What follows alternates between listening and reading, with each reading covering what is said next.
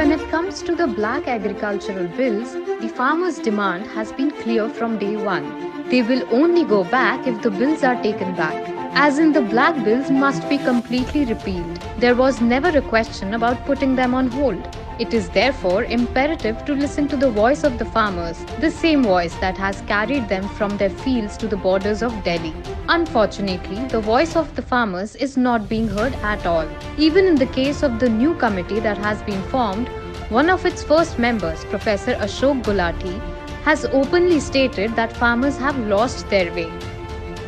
This misinformation campaign, अगर उनके fear है कि भाई ऐसे हो जाएगा, कहाँ लिखा है? मैंने तो कॉन्ट्रैक्ट 10 बार पढ़ लिया उसका जो भी है लॉज, लेकिन मुझे तो कहीं नहीं दिखा। और प्रधानमंत्री कह रहे हैं ऐसा नहीं है, एग्रीकल्चर मिनिस्टर कह रहे हैं ऐसा नहीं है। आप नहीं बिलीव करना चाहते मत करिए। Anil Ghanawat, president of the Shetkari organization, another member of this committee, has also supported the agricultural bills and has rejected the opposition of the laws.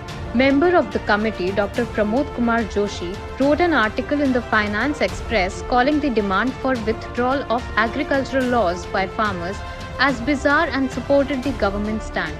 The fourth member of the committee, Bhupendra Singh Maan of the Indian Farmers Union, has already written a letter to the Minister of Agriculture on 14th December saying, "We have come forward to support the government's 3 farm laws passed under the leadership of PM Narendra Modi that aim to free India's agricultural system.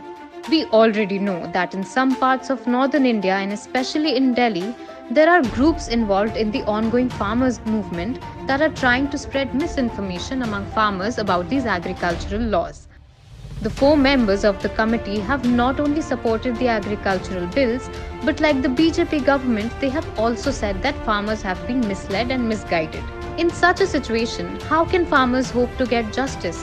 Ideally, what should have been done is that since the Honorable Supreme Court has stayed the implementation of the laws and the government itself agreed on amendments proving the laws were never favorable for farmers, the government should have humbly withdrawn the bill instead of trying to manipulate our farmers in this way.